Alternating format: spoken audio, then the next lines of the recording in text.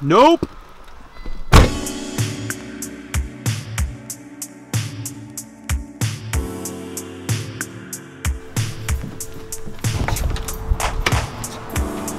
So, this is a test shot. Test 1, 2, test 1 and 2. Alright, so I have a confession to make. I made this video yesterday.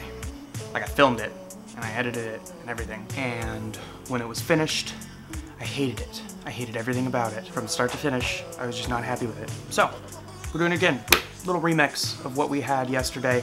And I think that it's gonna turn out a little bit better, hopefully, because I feel like I have what I want to say in my head a little bit better. That being said, bear with me, because who knows at this point? Who knows? Oh God, that's hot, hot. Oh, I'm sweating, I'm just so nervous. Okay, one of the questions that I get asked extremely frequently is how to make a good yo-yo freestyle. And I'm just gonna go ahead and preface this with the fact that I have never made a good yo-yo freestyle, so I personally don't know. But I do have the benefit of being able to talk to people who are extremely good at making yo-yo freestyles. And I've been at this for long enough that I've been to enough contests that I've picked up some tips and tricks that I think you guys might find useful. I'm gonna wait for this plane or whatever. I've been to enough contests that I think I know enough about creating a good yo-yo freestyle that A, I could do it if I wanted to, duh, and B, I can make a video about it for you guys. So, that's what we're doing today. First tip, choose a good song. So, and by good song, I mean a couple of things. It needs to fit your speed, it needs to fit your style, it needs to be a decent song that most people can like get down to, get a little funky with. I guess one of the best tips that I've ever had, that I've ever learned for choosing a song that fits your speed specifically, comes from Harold Owens. And if you don't know who Harold Owens III is, first of all, go on YouTube once.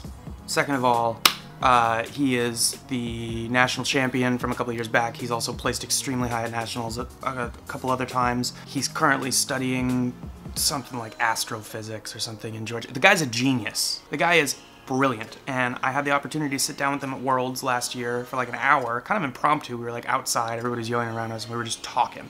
And I think I learned more in that hour of talking to him than I did in the past 23 years of my life. Harold's trick for picking a song, or at least getting started with picking a song, was that he would yo-yo to a metronome. Like, he would get a metronome app on his phone, right? And he would kind of just pick a random BPM, and based on how it felt while he was yo-yoing to just that tick, tick, tick, tick, he would either increase it or decrease it until he found the exact BPM that he could yo-yo to most comfortably. And it's like, oh, well, that's kind of no, it's brilliant. And if you watch Harold's freestyle, you know what? I'm gonna throw Harold's freestyle up here.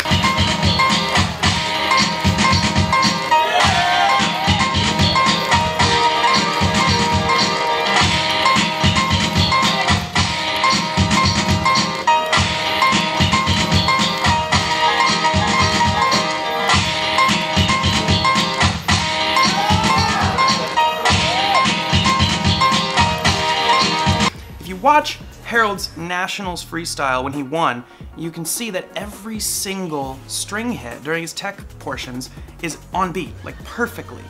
That's incredible. So this kind of comes from that picking a song that is at the right speed. And if you're like, oh, I really like this song, but it's a little too fast for me, or something, throw it in a video editor, slow it down a little bit. Like, you can create what you need to do. That's another thing that other people do really well. So, especially Gentry. Gentry is a master of mixing together his songs and changing their speeds and slowing them down and doing transitions and things like that. So you can make your own song. You can make your own music. You can throw a bunch of songs together. I think one of Gentry's best Worlds freestyles when he got third, way back in like 2011 or something.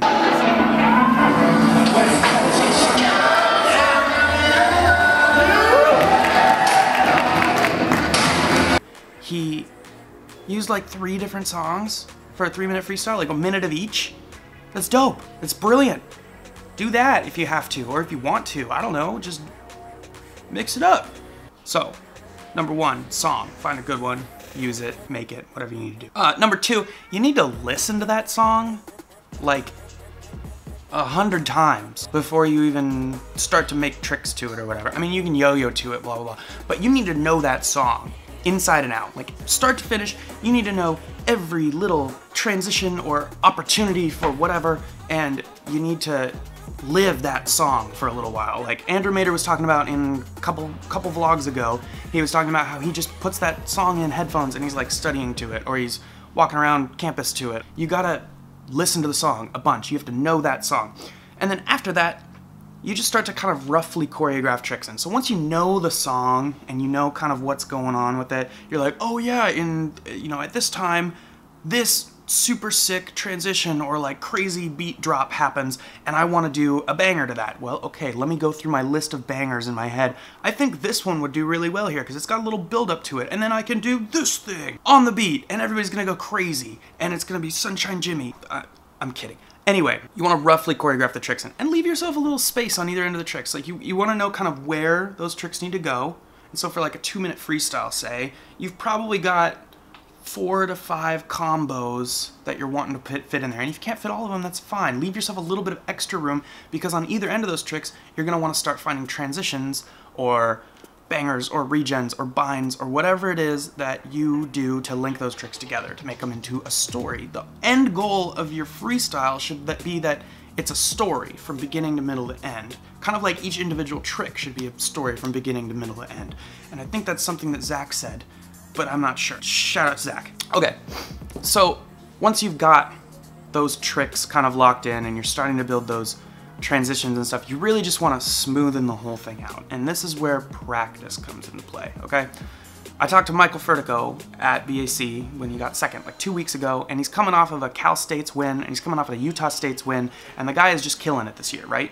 And I asked him a little bit about his practice regimen, similar to what I asked Andrew about, and he said something pretty similar, except it seems like he takes note of how many times he practices freestyle. He said that he practiced that freestyle about 300 times.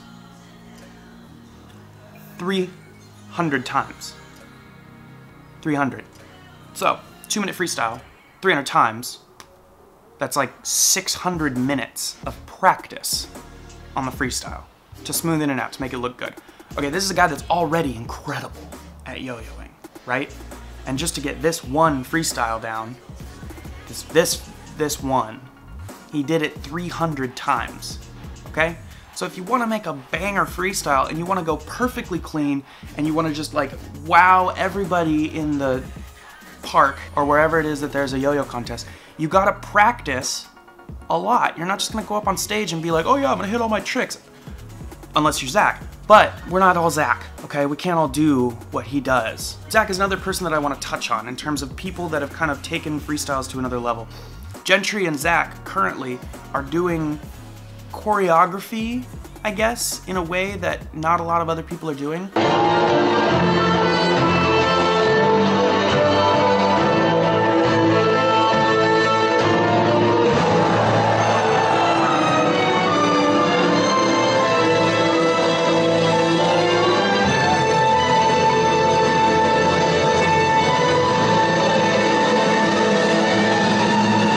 And so that comes from that practice. You have to be able to do the tricks 100% clean most times before you even step on the stage. And it helps if you can do that while you're practicing and then start to do the little motions and things that like tie it all together and make it feel whole. And then that's when you start practicing doing the, your motions around the stage, whether you're like kneeling down or you're standing up or you're going behind the back or you're moving around from left to right and center and all that stuff. Okay, that comes from the practice. And I cannot stress enough. You want it so bad and don't have it. You want it so bad, well then practice. Duns broccoli. So you got the freestyle finalized to your music. Everything feels good, everything looks good. You've practiced walking around and doing your thing on the stage while you do it. I don't personally, I haven't competed in a long time, so I don't really, a lot of people film their freestyles, like in their room, or in their living room, or they have their dad do it outside or something. Like, get somebody to help you film your freestyle, or screw it, just set your iPhone up, like tilt it on a book or something, on a counter, and film your tricks. And This is the tough part, because as soon as you have a camera on you, I guarantee you're not going to hit everything, but it's good practice. Practice your freestyle in front of a camera until you go 100% clean. And once you have that 100% clean freestyle, share it with some people. Don't put it public, because then everybody's seen your tricks that you're about to throw down at the contest, and then why would they even watch you at the contest? Because they've seen the tricks. And, you know, share it with some close friends. Some people who yo-yo. If you have friends that have judged in the past or are looking to judge or something like that, it's a good idea to share it with them and ask them if they can maybe click it and see like what your final score would look like since you're going 100% perfect. Like if you were to go 100% perfect on stage, what does your score click? Not that hard. It'll take them 2 minutes, right? 3 minutes if you're doing World's Finals. In which case you should know how to build a freestyle, so. Yeah, that's pretty much it. I don't really have a whole lot else on building a good freestyle. I think it's really important that you practice, and I think it's really important that you get it in front of the eyes of other yo-yoers before you go on stage with it so that they can critique or help you swap in different tricks. Once again, like getting feedback along the way of the process, like call up your friend. Hey, do you think this is a good song to yo-yo to? Yeah, it's pretty cool. Let's figure it out. That kind of stuff, right? Oh, gross. Okay, that's it for today. I'm gonna eat this scone, drink some coffee, edit this video for you, and you'll see it up later today. Bye.